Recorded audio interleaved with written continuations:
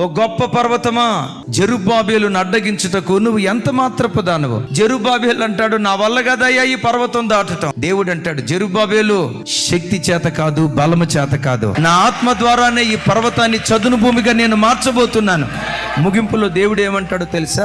ఏ చేతులతో మందిరానికి జెరుబ్బాబెలు పునాదులు వేశాడో అదే చేతులతో మందిరానికి రిబ్బన్ కటింగ్ చేయబోతున్నాడు. ఆ చేతులే ముగిస్తాయి. మన ఆత్మీయ తండ్రి చర్చి ఎక్స్టెన్షన్ కి అయ్యగారు పునాది వేశారు. కొంతవరకు బాగానే పని నడిచింది. ఉన్న డబ్బులన్నీ ఆవిరైపోయినాయి. ఇక్కడే కూర్చొని ఆ మొండి గోడలను చూసి ఒక మాట అన్నా, ప్రభా, నేను బ్రతుకున్న దినాల్లో ఈ మందిరాన్ని పూర్తి చేయగలనా? ఈ లోపు దేవుడు నాకేం వాక్యం గుర్తుకు తెచ్చాడు తెలుసా? ఇదే వాక్యాన్ని గుర్తుకు తెచ్చి ఆ మాట పట్టుకొని, దేవా, మా ఆత్మీయ తండ్రి దీనికి పునాది వేశాడు, ఆ తండ్రి దీనికి రిబ్బన్ కట్ చేసి మందిరంలో ప్రవేశించాలి ప్రభా.